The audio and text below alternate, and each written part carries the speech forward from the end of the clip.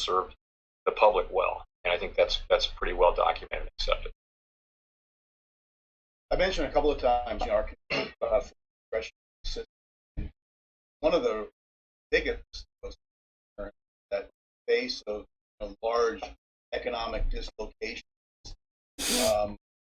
running, what really amount to unprecedented experiments. I would cite, quadrupling the Fed's balance sheet in 2000 crisis, and then doubling it again during the pandemic. To your credit, it was right before the pandemic, we were being reducing the balance. You shed some light for us on where you hope to take the balance sheet over time, and what's the way that you try to get? You see the Fed ever moving back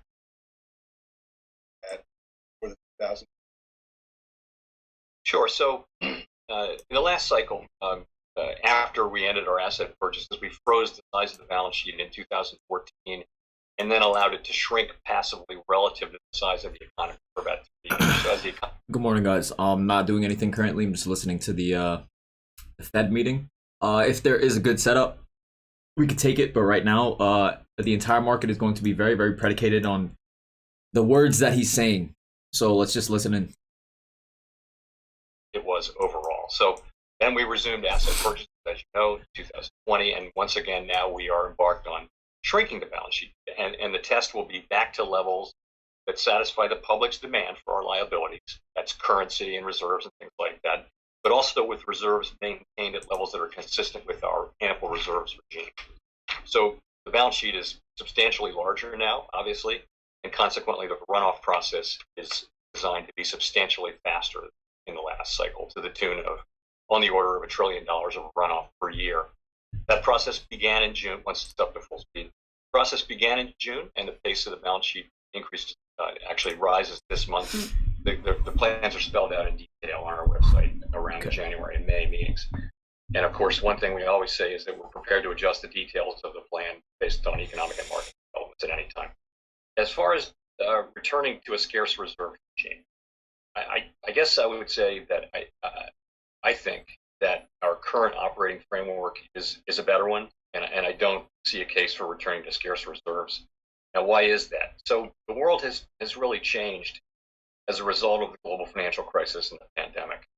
The scarce reserves framework would be challenged to work in a world where there's very high and sometimes volatile demand for safe and liquid assets. Central banks may need to rely on large-scale asset purchases again from time to time in response to severe shocks. And remember that the large financial institutions hold very, very large quantities of safe assets now as a liquidity buffer, and that includes a lot of reserves. So the bottom line is that the quantity of reserves is just so much higher, it would seem to be impractical to try to manage the scarcity and demand will be volatile too. So it doesn't seem practical. And again, we think that the current system works well and provides a lot of liquidity to the system, which is kind of a net gain. I thought it might be time to shift gears a little bit away from inflation monetary policy. I remember in the first year I came to I read an op-ed in the Wall Street Journal advocating. I was kind of horrified at the privacy process. Said so in a letter to the editor. Since then, the Fed has formally stepped in. And digital currency has obviously been a very recurring conference. The Fed has stepped in a discussion paper on a central bank, several Fed governors. Our team has reviewed the more than 2,000 comments that central bank digital currency discussion, and we find that about thirds of them are concerned or outright opposed. Commenters raise concerns of financial privacy, suppression, bank system, some of the things that write that letter to the editor stuff ago. How can these serious concerns about can be reconciled with digital currency?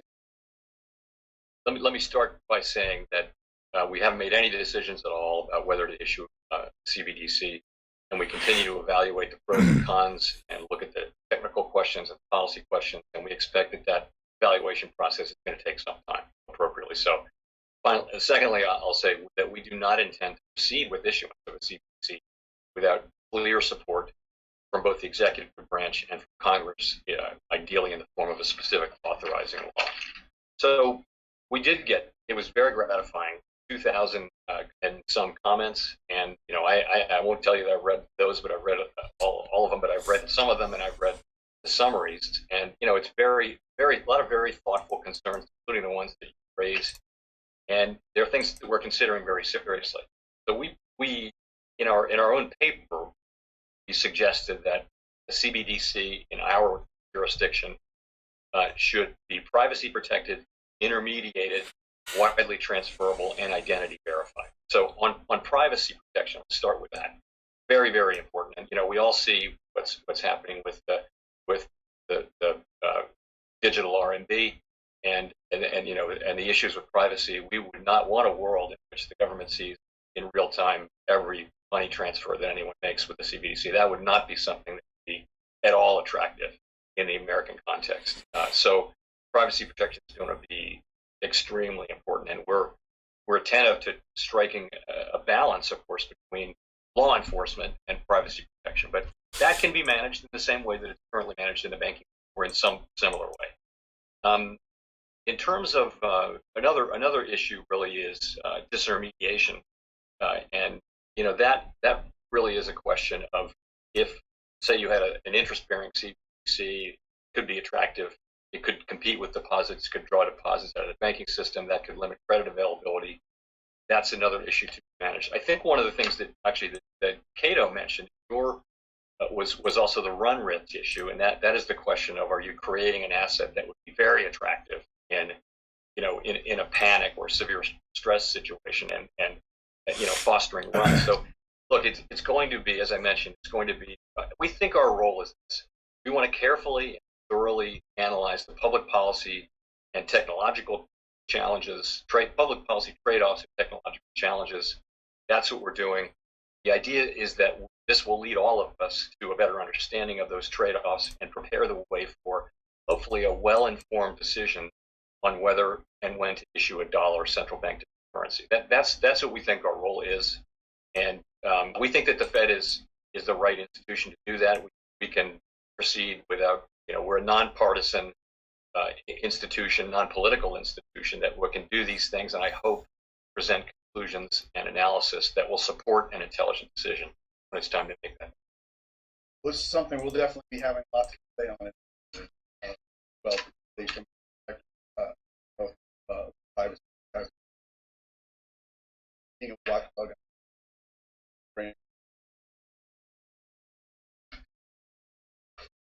I do want to ask about crypto, but first I should probably, in fairness, reveal that the gentleman photobombed Janet Yellen 5 years ago by holding up a buy Bitcoin sign behind her during her Humphrey Hawkins testimony earlier this year became my son-in-law. So that's a little bit of a disclaimer I'm going to put out there. But without debating the merits or future of cryptocurrency generally, or one or another crypto product, I'll say that the monetary arena, Cato stands for nothing, not a desire to see more monetary policy, see more people concerned about our discretionary system. Market definitely looks very bullish. Looks like it could bounce off of these levels and go to highs, but I am not entering anything just yet. And crypto is a great example of this. The long history of government regulation supporting we find disappointing. So I wonder if you could respond to these kinds of terms, namely that regulators might also crypto to the extent it really does develop viable. So I'll talk about it in two pieces. One is unbacked cryptocurrencies as such, and those have not and don't appear to offer, have not offered and don't appear to offer much in the way of public interest in using them as payments. Let's say it's not a great store of value. What it is a speculative asset. It's not backed by anything. There could be an argument that that's still during the development phase. That's something. But yes, that is. And I also have close family members who offer that perspective vigorously, as you suggest. But stable coins is a different thing. And, the question is, are there forms of private money like stable coins which can play a role in our financial system, which would, and the answer is, of course, that we don't want to stand in the way of appropriate innovation, particularly including, digital innovation. But we think that something like that, which is, purporting to be money, would need to be appropriately regulated. And I hear that wide agreement on that, by the way, from a lot of the stablecoin companies now are seeing that as part of getting to a place where they are a legitimate part of the financial system. So I think you need regulation. People are going to think something is money, then it needs to actually have qualities. And if it doesn't, then you don't want. I don't think you want to take money and make it into just another consumer product where sometimes it fails and sometimes it's good. You want it to be guaranteed that if the public's going to look at it like it was a dollar, you want to have clarity, transparency. You want to have full reserves of very liquid, high-quality assets, and things like that. That's all. So I think that we need legislation on this. Just it's typical of technological innovation. There isn't a regulatory framework that really gets after payment stable coins. And so I think that's what's needed. But I wouldn't think of us as being opposed to that kind of innovation. We're more the people who are saying, among others, that we need appropriate regulation. Yeah, and it doubles over details. I mean, while we have these debates,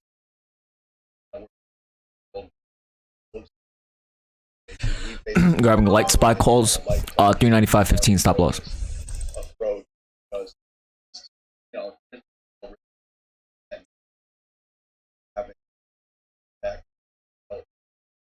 So this obviously is going to be a very, very choppy market today. This isn't really safe. Grabbing light SPY calls, 395.15 stop loss. I'm expecting this momentum to continue to the upside. We closed. Damn, bro, I gotta freaking. But yeah, so we closed above high of day. We were making a range, and then we closed above the range. So it's a good little scalp to the. Oh crap! What the hell? Contract shot up. Wow. Contract shot up very, very quick. Wow. So they're up over 10%. So this was a. All right. It's very, very quick. Little move. You guys could take some profits and leave runners.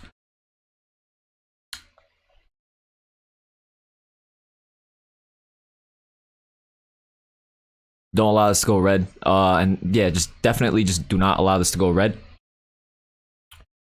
But we were just waiting for the break of a range. Nice little safe play. We entered as the range broke to the upside. And then the contracts shot up as well. So that's good.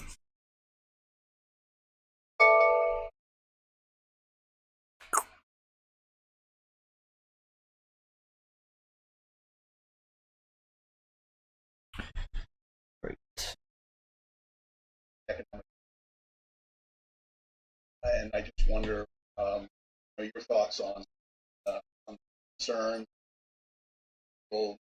timing of that day's arrival and consequences.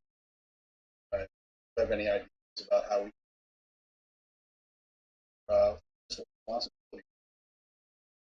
So I do share those concerns. In fact, I was working on those issues before I joined the Fed. But at the Fed, my position needs to be that fiscal policy really is the responsibility of Congress and the administration.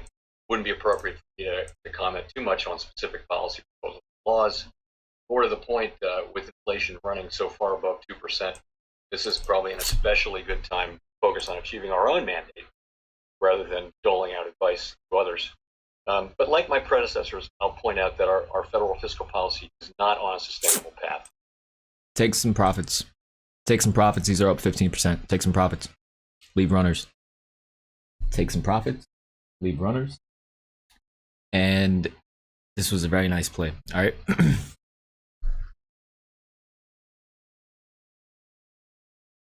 Do not get greedy. He's still speaking. This can fall right back down. Do not, you know, this is quick profit in the morning while the Fed is speaking. So that's good. Take some profits and leave runners. Not every play is going to be 50, 60, 70%. If you're holding one contract, you're only holding one contract, get out.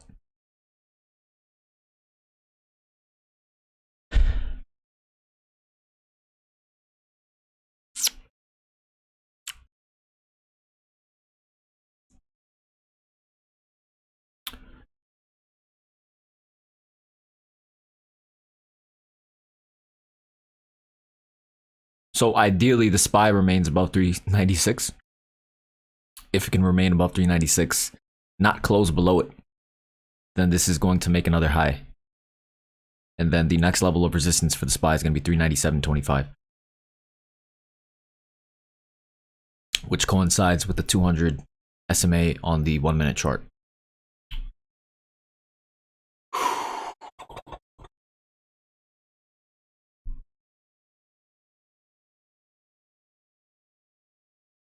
I was playing it very, very safe this morning, for obvious reasons.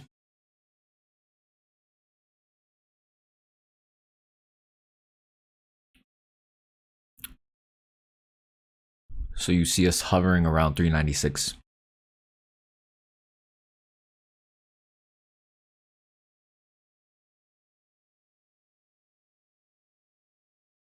This is basically going to be, many people are going to go long on this candle right now, expecting a continued bounce. So let's see if they reward bulls.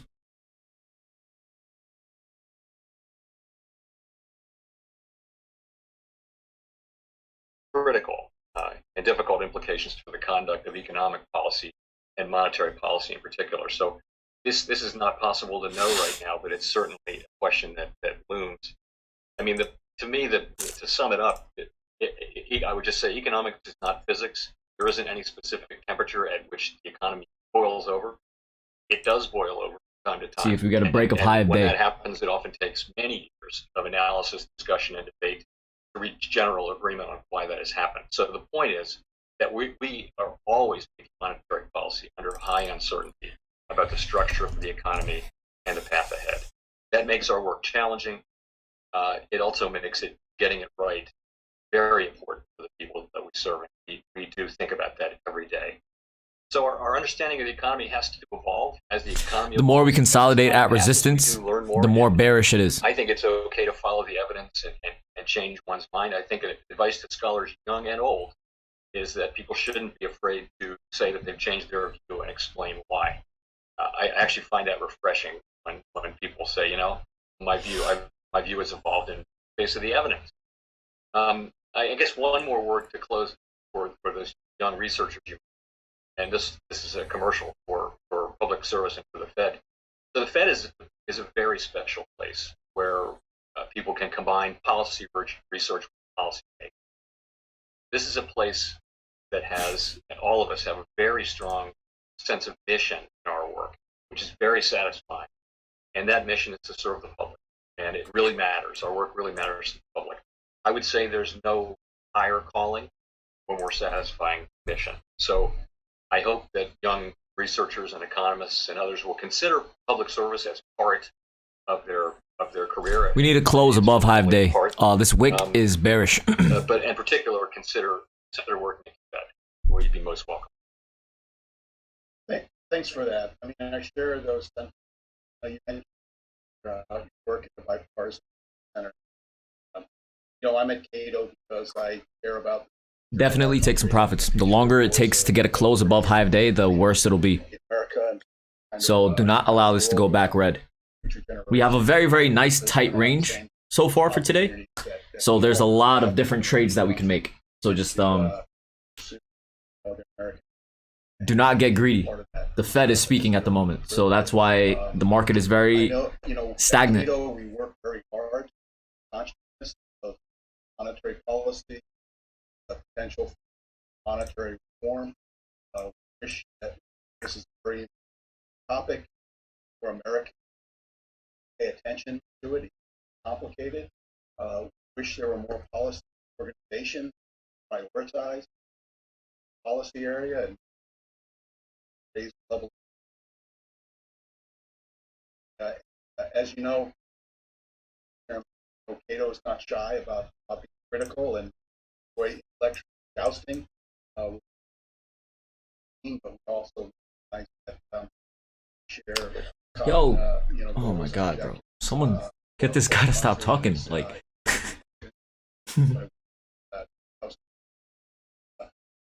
States, in that context.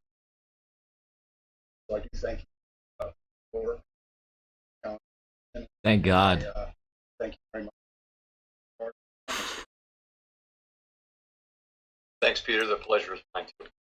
Thanks so much. And that I'm going to let all of you know that we're going to be taking a break at the top of the hour at 10 a.m. Thanks. Chairman Powell, thanks very much. Have a great day. My pleasure. You too. Contracts are up 15%. So let's see if this explodes to the upside or the downside as this speech ends.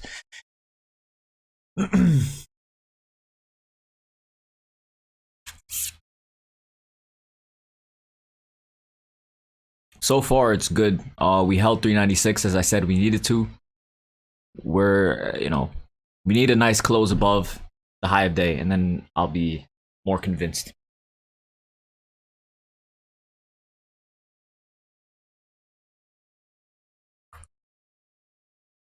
They're just hovering at 15% here. So let's get a nice big close above 397.15, 397.20ish area. We spoke about this before, right? Bounce area kind of faded off. All right.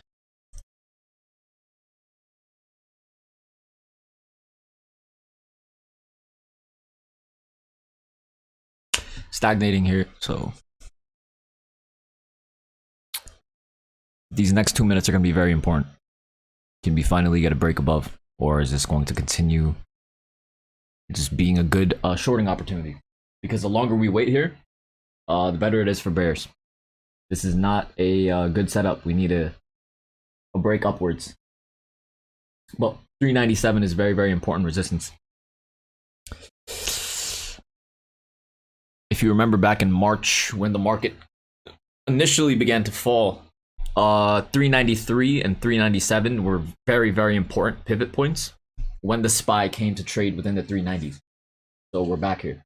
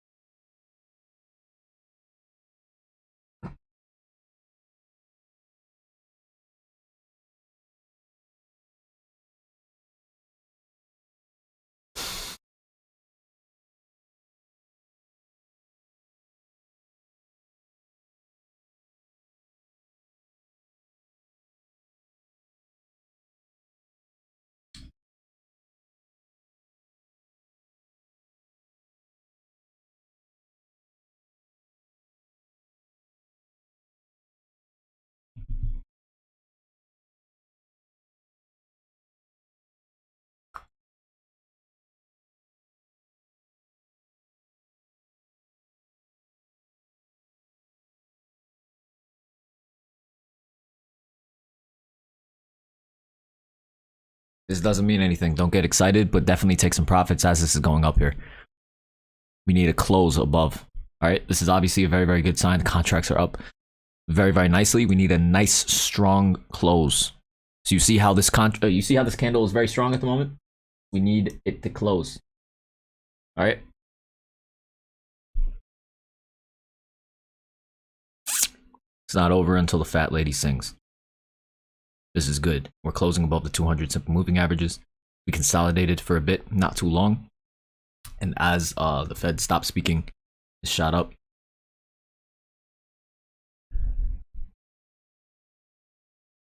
Everyone should be up at least 25%.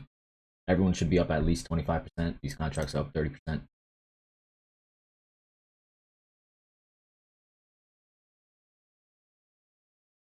If you haven't taken a position, so first of all, you have to definitely take some profits. I'm taking a good amount of profits, and if you haven't taken a position yet, what you're probably going to want to do is wait for a retest of 396.7. But let's see. This was a nice pop. We played it really well to the upside. We waited for momentum. We held. The market held the levels that it needed to. We never got a close below 396 on the SPY. And that was going to be a big determining factor of whether or not this move to the upside could happen. And the fact that it held 396 was very, very important. We wicked below it, but we never closed below it. So it's very, very good. Let me get some ones in the chat. Let me get some ones in the chat if you guys made money. I'm gonna start streaming probably around 9:20 to 9. Like I'm gonna start the stream a bit earlier every day now. Let me get ones in the chat if you guys took this play, because I know for a fact you guys made money on this. I just want to see it. Makes me feel better. Ones. We see a bunch of ones. This was a very, very simple play. You guys could always, like literally, like these trades, you guys could always take these as moving forward. Nice.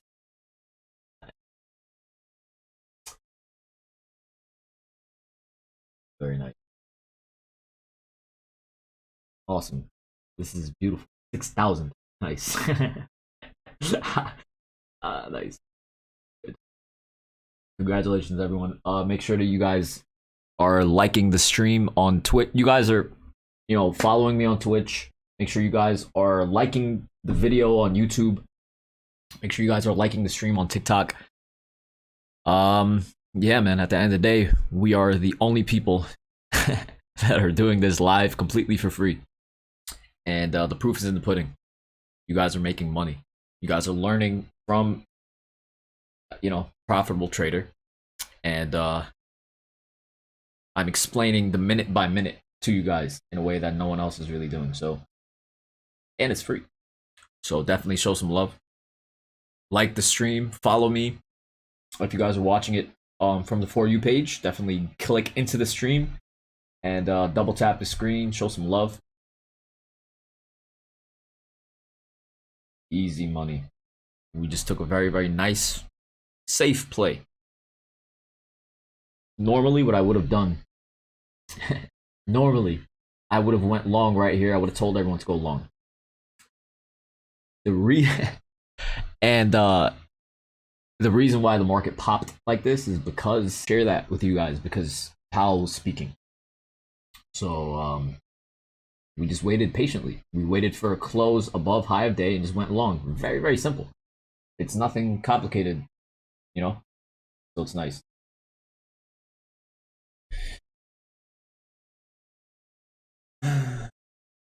Nice ones.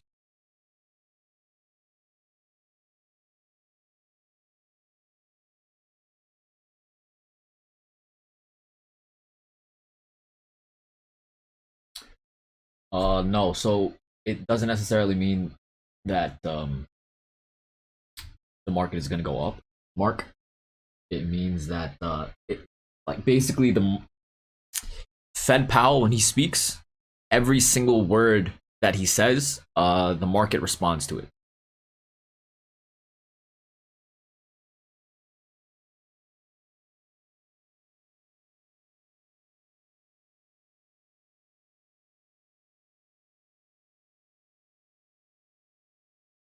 Contracts back up about 30%. Nice. it's really ugly price action. It's weird. Like it's not. They're not giving another good entry. It's not really.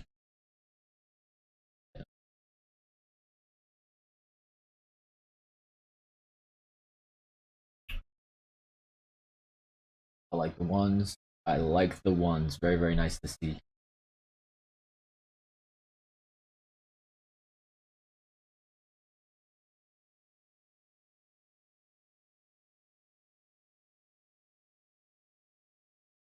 Would you short here? Yeah. I mean, shorting here would like, yeah, but you would have to be very, very quick to short. I'd rather wait for a retest of levels of support because so far, pragmatically, right, regardless of what we think about the market, pragmatically they've been rewarding bulls.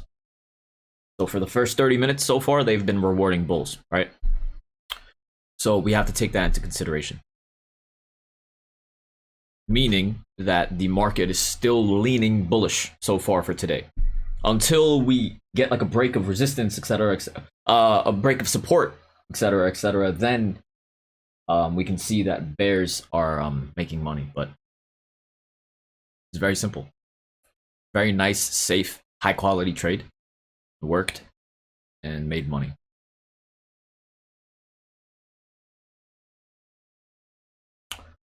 So now, obviously, you guys should have taken a good chunk of your profits, and now you don't want to leave this to chance to fall back lower.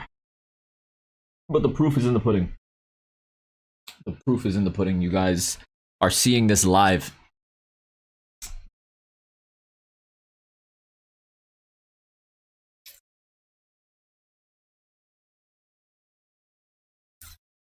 As you guys continue watching the streams and as you guys continue watching me trade, you guys are going to understand more and more about why I enter when I do, my thought process, etc. So a lot of the questions that you guys have, like, you guys are gonna see the answers to them like innately, which is cool. NASDAQ's at VWAP.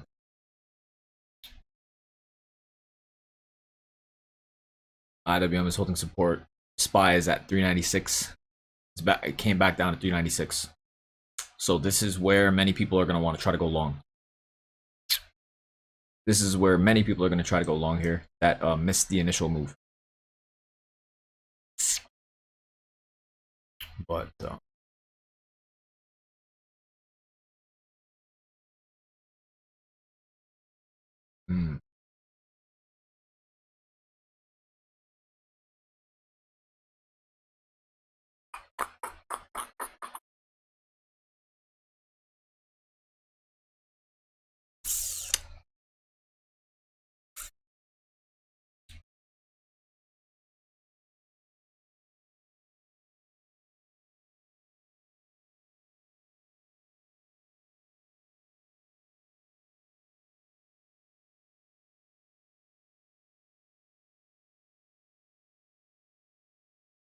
so once again, many people are trying to go long here.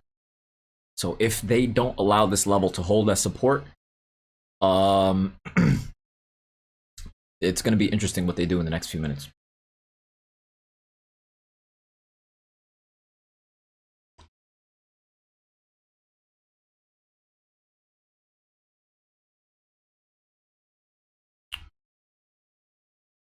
Today is not the day to overtrade or do anything stupid.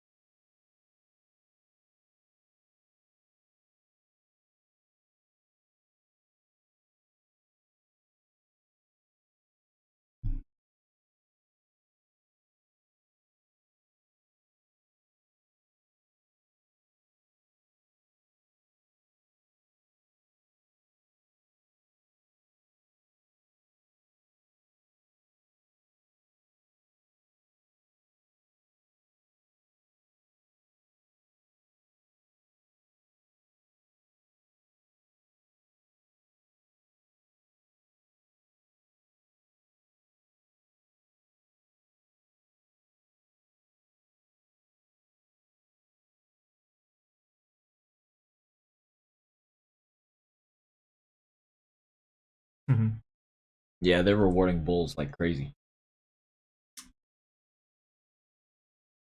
Very, very simple. Support held and bounced.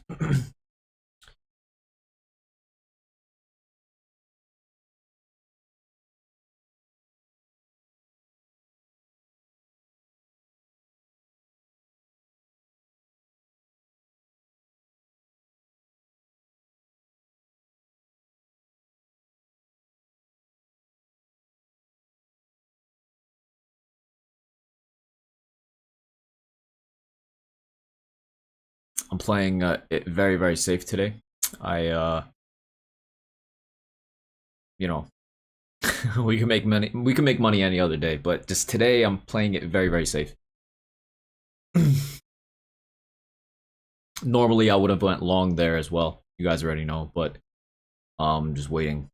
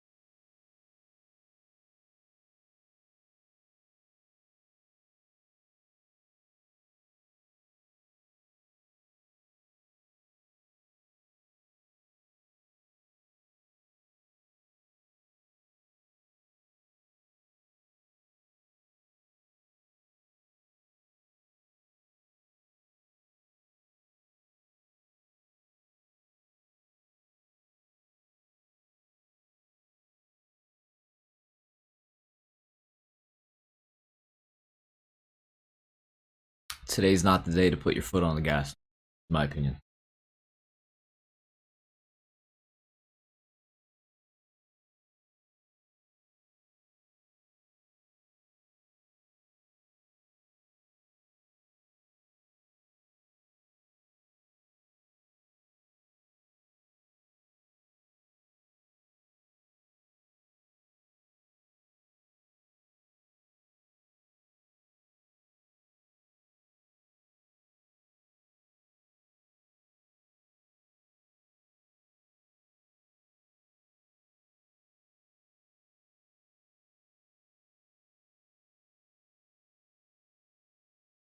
We already played a nice play so far already. It went up 30%. And now we are waiting for the next good setup.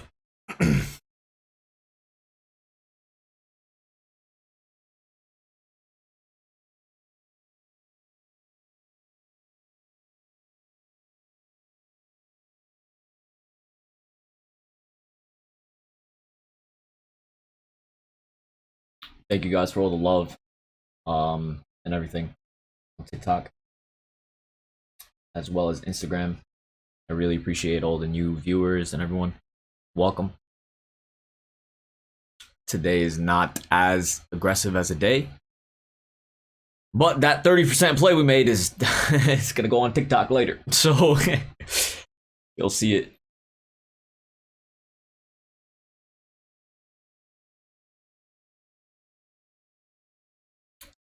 But the market is moving very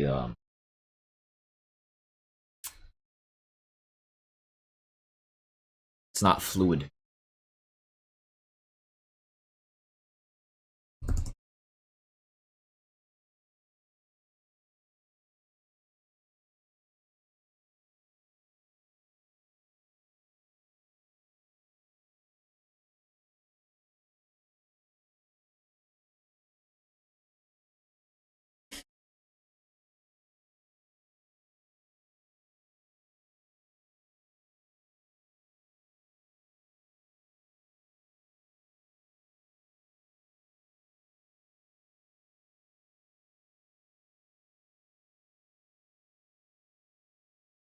As you can see,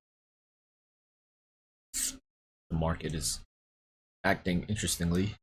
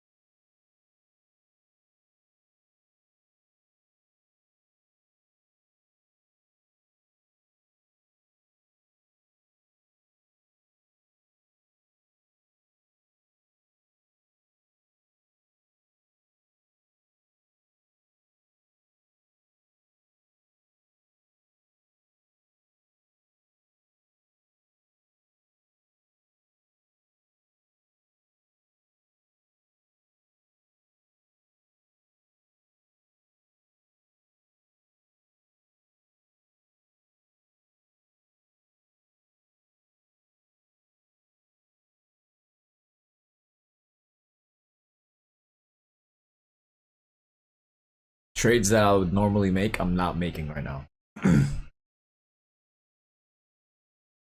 Normally, I would have bought on this candle as it came down to 396, and then 396 would have been a stop loss for calls.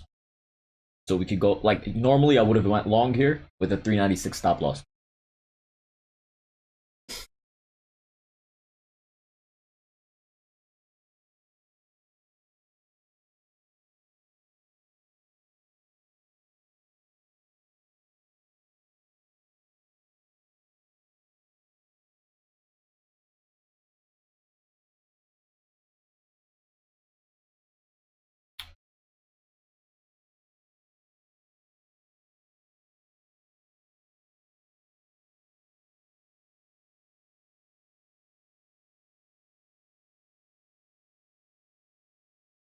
Sorry guys, I'm not really looking at the chat or anything like that right now. I'm just trying to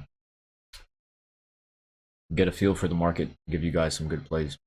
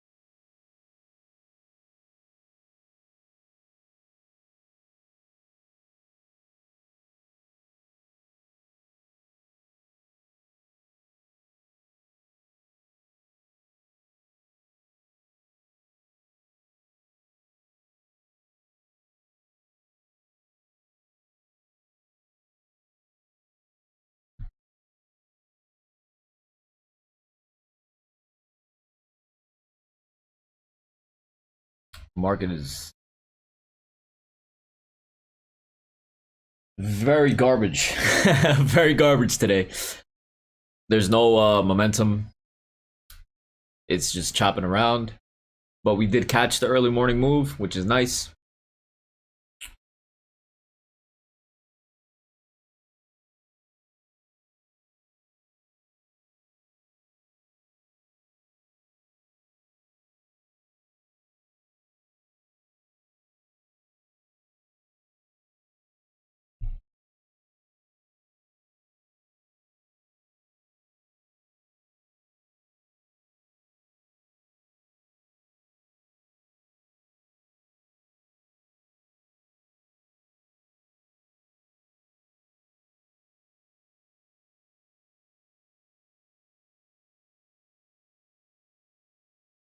So me going long basically with a 396 stop loss would have worked. But yeah, I mean, I just didn't really feel it.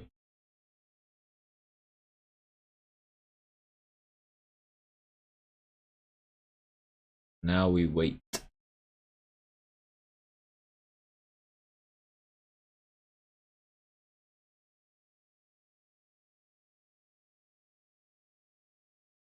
But yeah, today I'm playing it very, very just relaxed,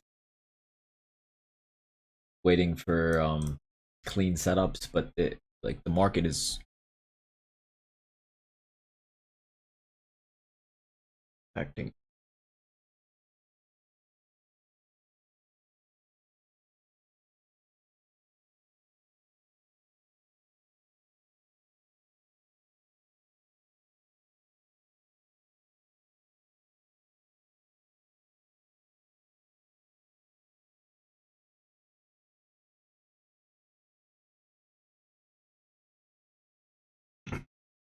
This is another trade with 397 stop. You could take this, but I'm not taking it. But this would be a play for continued momentum.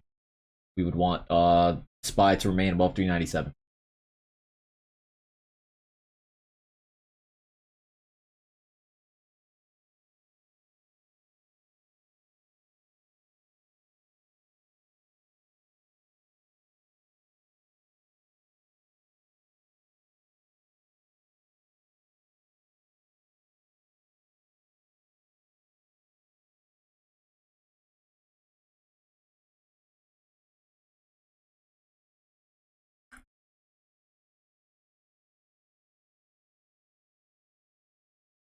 Yeah, so this is nice. The market is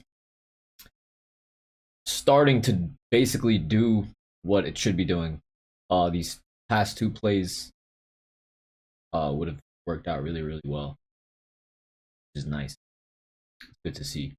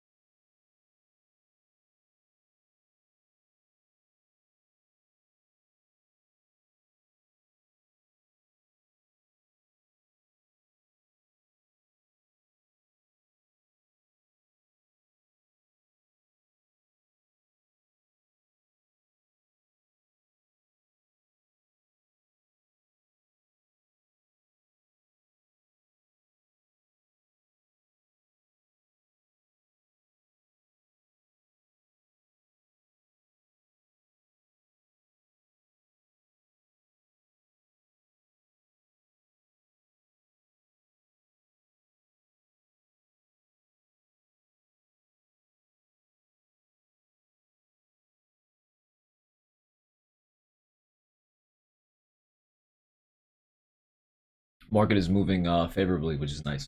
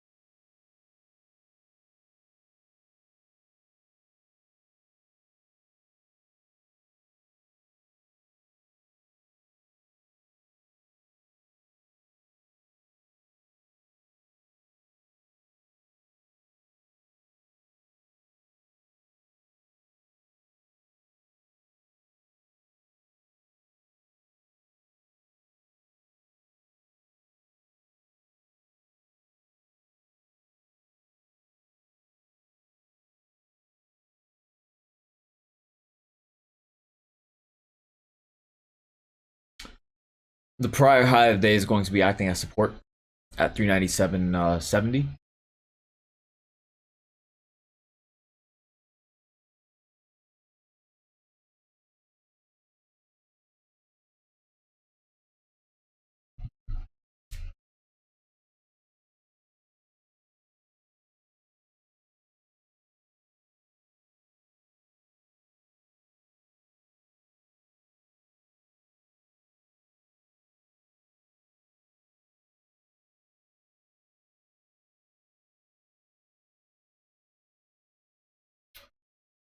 Basically, you could also go long here with the further dated contracts with 397.70 as a stop loss, but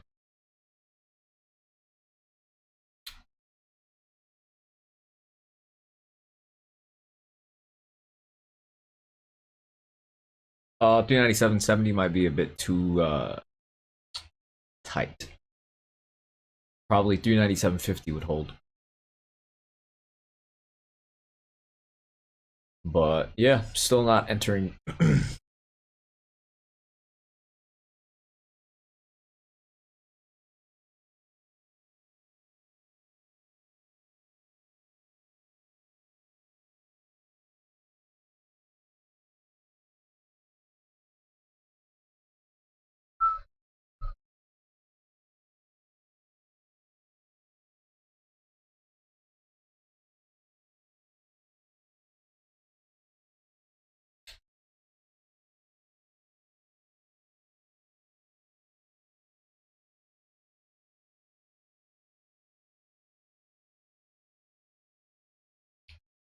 Did anyone take any of the other scalp setups that I was saying to take? Well, not saying to take, but that I said would normally work.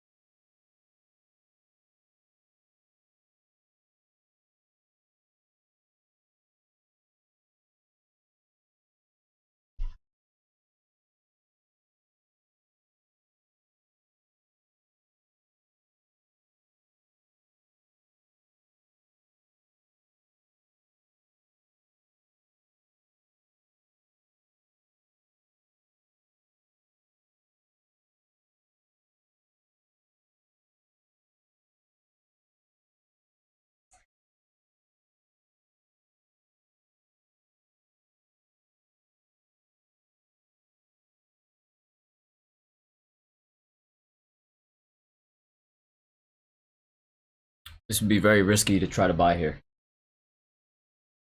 but it's it's something I would do. I would basically go long here with 397.12 as a stop. On a normal day, I would go long here with 397.12 as a stop. Most likely, this is, you know, since the last few plays ended up working out pretty well, this is most likely going to work out too. But on days like this, I just like feeling out the market. We had a nice, good play so far.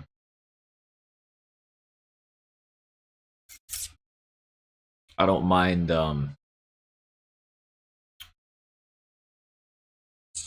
not making a bunch of money today.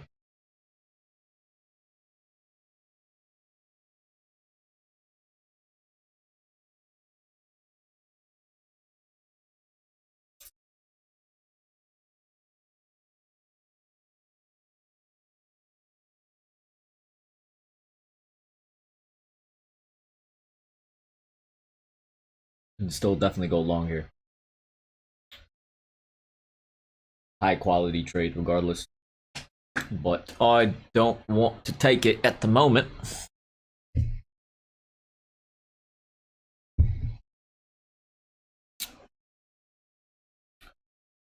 But yeah, like I've just been commentating the market, and like the last 3 trades would have all made at least 20-30% on all of the different things that I was saying when to enter,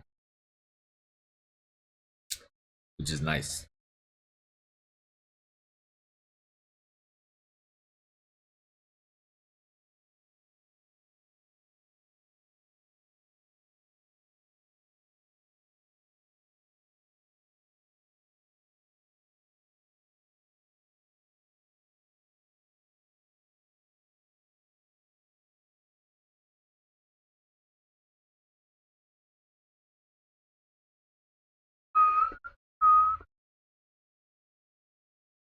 I'll be right back. If this breaks high of day, I doubt it by the time I come back. But if this breaks high of day while I'm gone,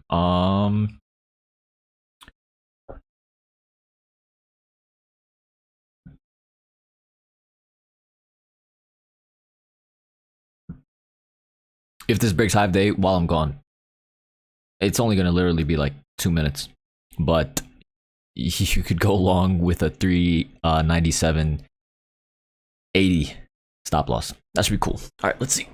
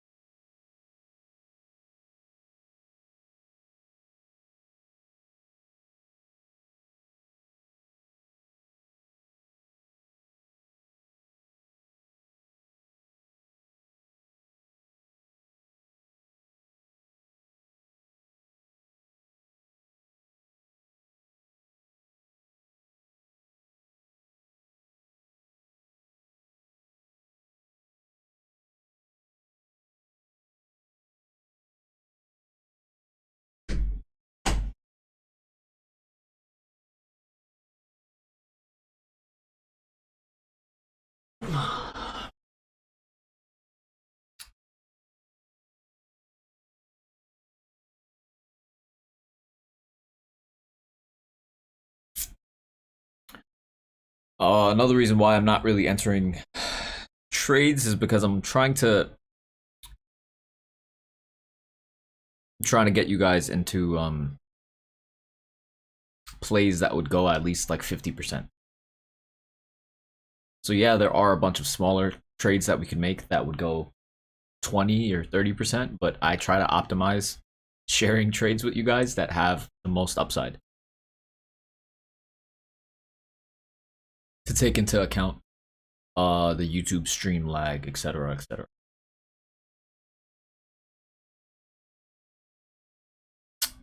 But the market has been moving pretty nicely for the past 30 minutes. It's been working, it's been acting the way it should, essentially. The momentum levels, the levels of support, everything has been working out pretty well, which is nice.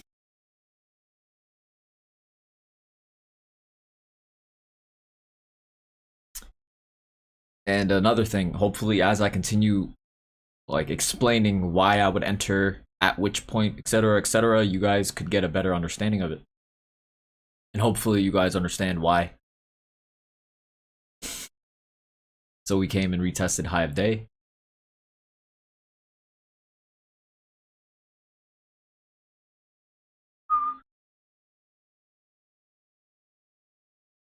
If we get another fail to break high of day in like a wick, that would be a good shorting opportunity.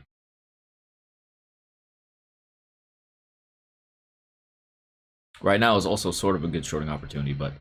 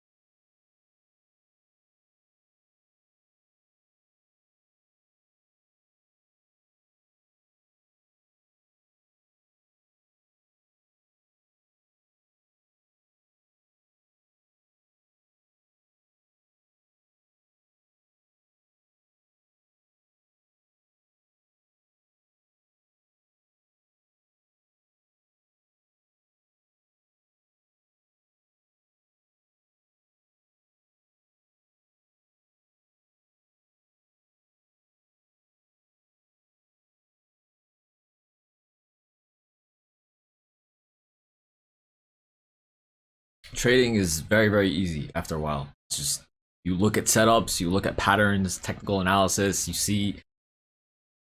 And then it's also just about risk management. You take very high quality trades with small risk, the downside, or, you know, then eventually you just have to take trades if the upside is high enough. And they've been rewarding bulls, as I said earlier. So, okay, so we see this wick to the upside. If this candle closes and we don't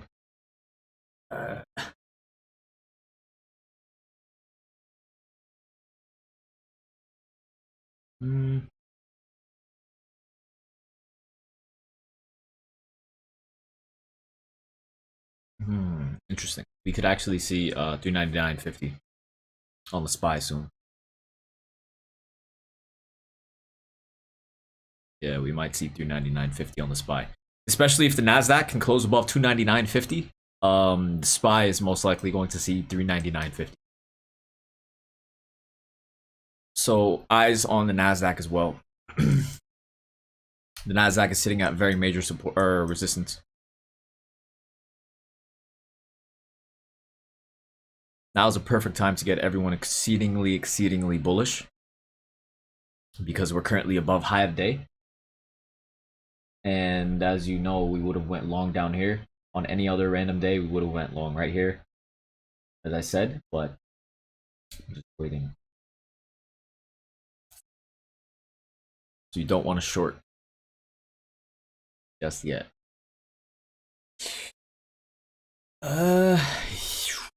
Yeah, I mean, you could go short actually with a nice little tight stop loss at 398.70. This would normally be a pretty high quality short setup, to be honest. 398.70 would be stop loss.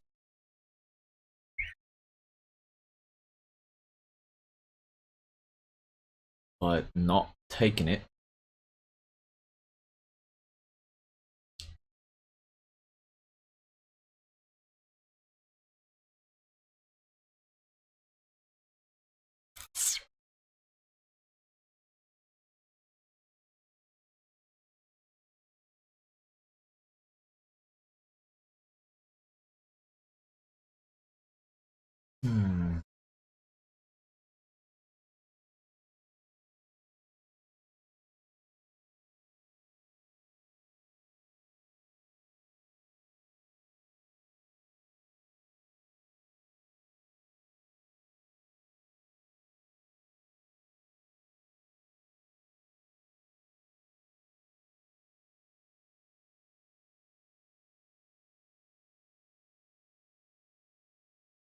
See if NASDAQ can finally get a close above 299.50. If that does happen, then that would be very good and bullish for the market. See how this candle closes. So far, bullish.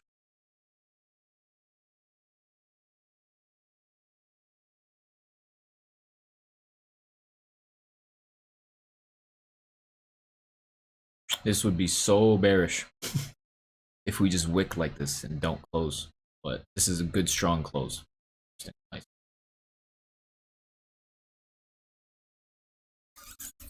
But the NASDAQ did not close above resistance.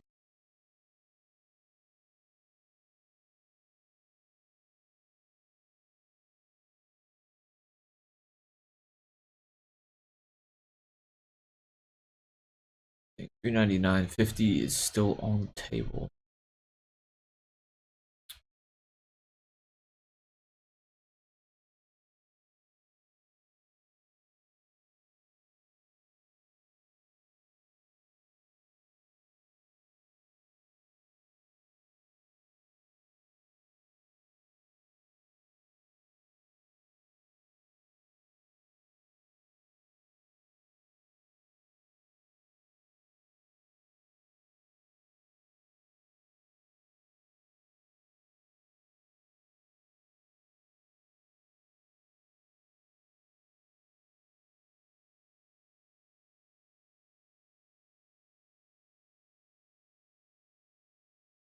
Now would be an interesting time to go long with 398.60 as a stop. For a move to 399.50.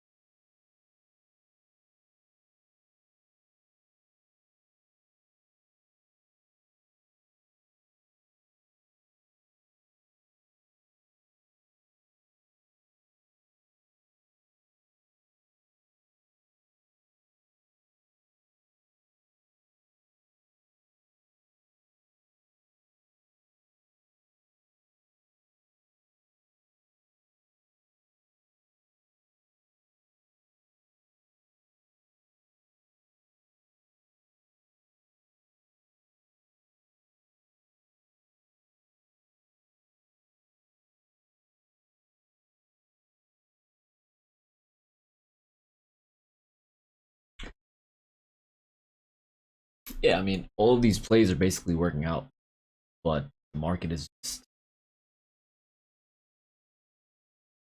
it's not moving like quickly.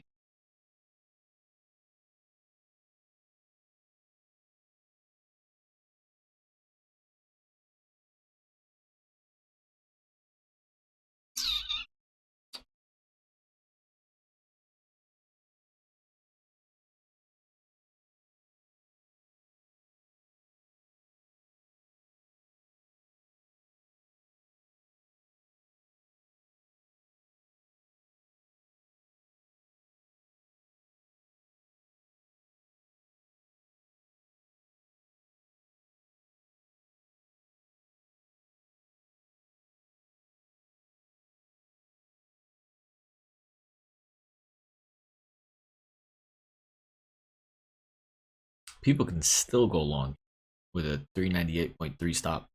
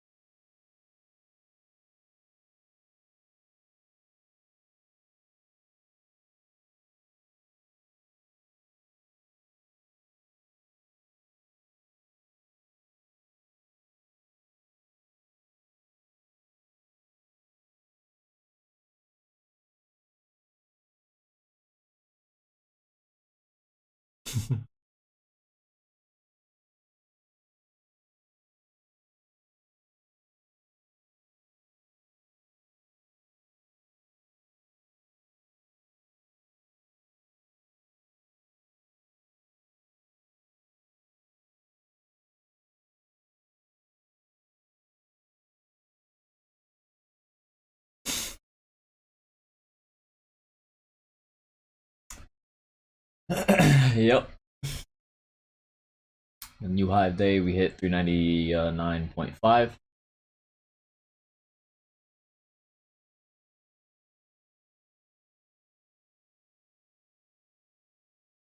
Now is when many people are going to start becoming bearish. Now it makes sense to start to try to take stabs at puts. But yeah.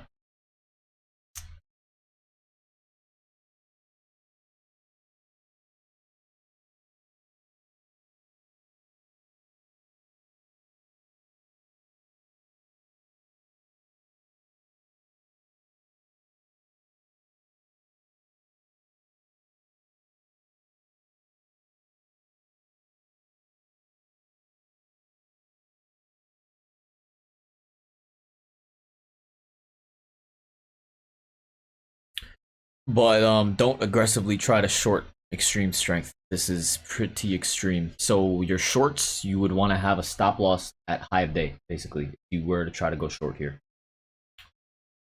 Very, very tight stop on shorts, but not really safe. Try to do that. We can see that we're in an uptrend here. So break of this uptrend level would be a safer opportunity to go short.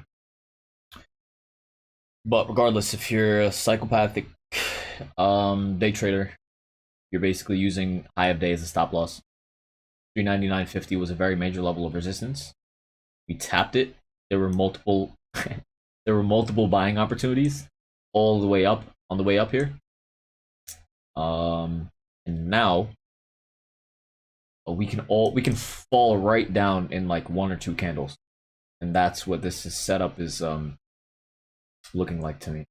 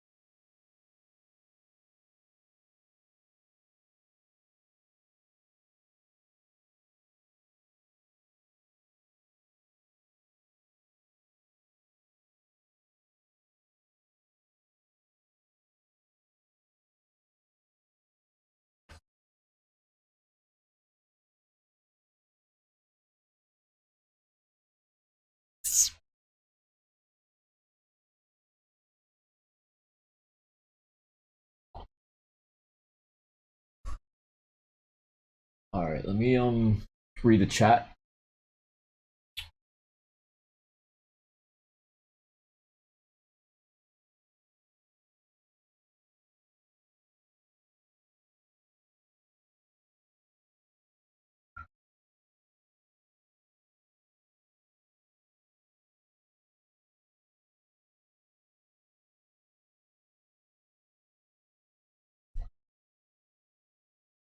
X.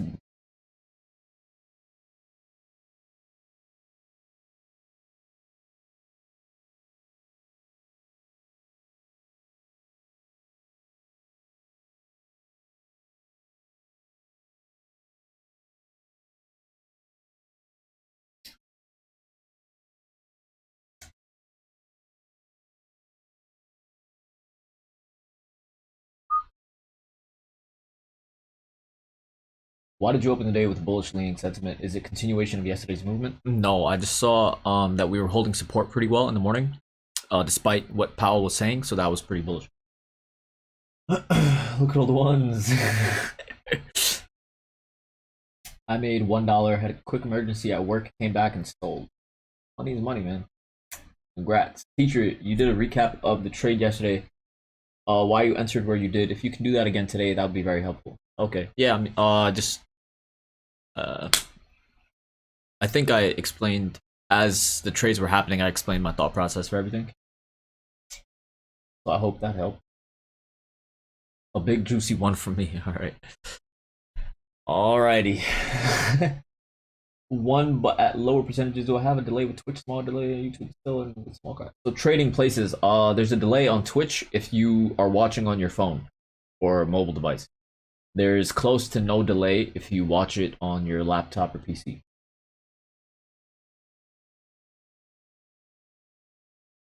Do your indicators and your logic work on higher time frames? Yes.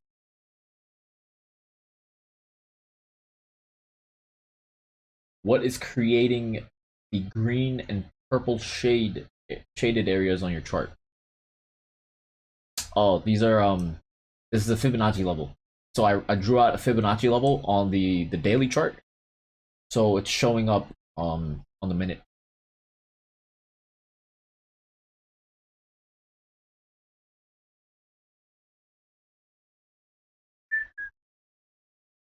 Do you think Baba is affected by the SPY anyway? You would not think. No, it's definitely affected by the overall market. So Baba is affected by the American markets as well as the Chinese markets.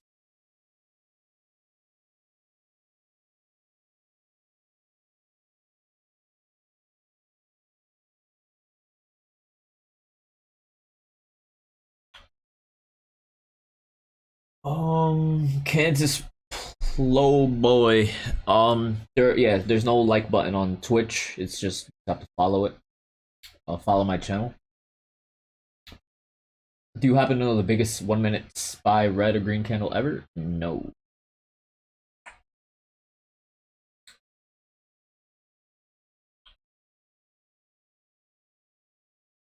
Harmon, many of us can't do more than 3 day trades every 5 days. All right. So what you need to do is you need to make a cash account.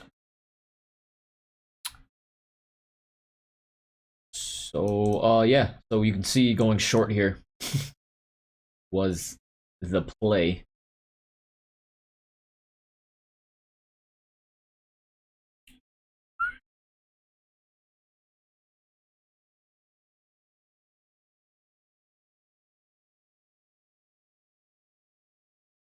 Now basically 398.80 needs to hold as support on the SPY, but the momentum is now leaning a bit bearish for a retest of potentially 398.30.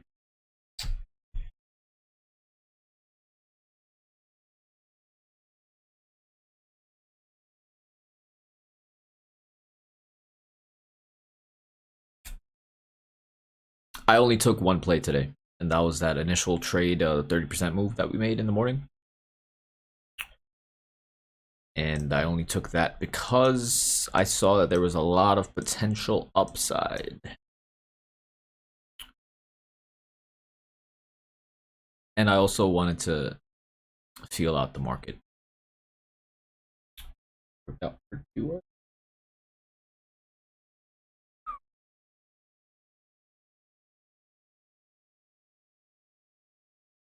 Cash account is fire. What do you mean by fire? He means it's good. You should make a cash account. Satellite. Do not short until low 400s, maybe 406. The market has convinced more people it's bullish above 400 before rug pulling. Similar to March and April. Yeah, that makes sense.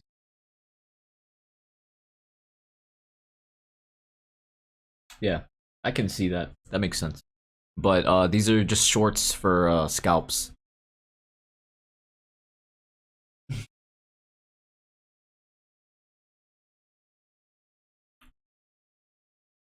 If you had gone short at high of day, this move to the downside would have been at least 15%. So, but once again, it's just scalps. I'm not saying that this is exceedingly bullish or bearish, just plainly giving out plays.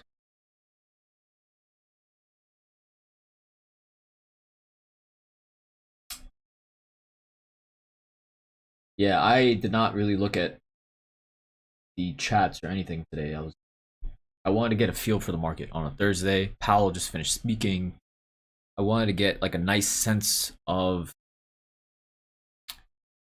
the buffoonery that they could potentially do. And it's nice to see that there wasn't that much buffoonery. It was just a lack of fluidity. It just wasn't really moving that fast. But the plays and the setups were still very, very rational, which is good.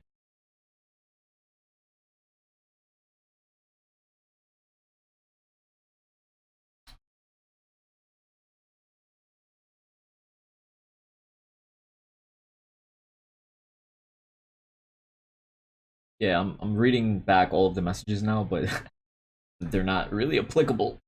If you guys have any questions or anything, yeah.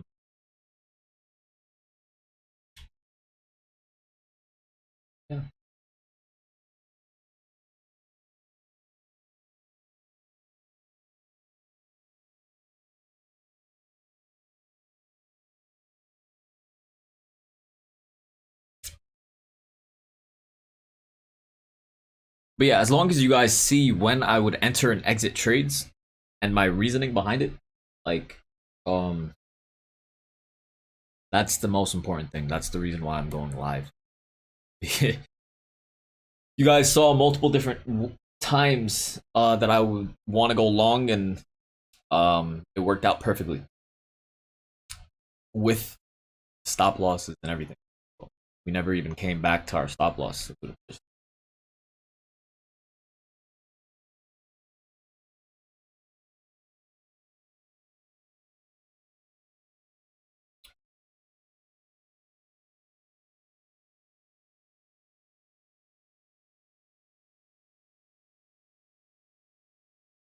But no 50-60% bangers, unfortunately.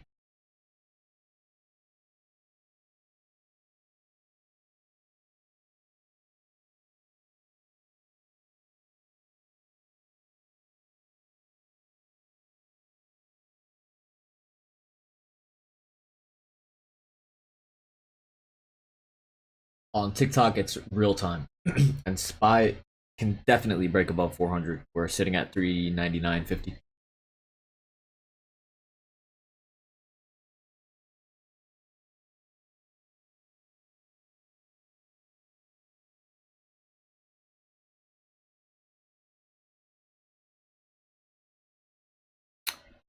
And you can go long once again with essentially a 399.1 stop loss. But yeah, the market is moving pretty nicely, but it's just moving very slow. Cool.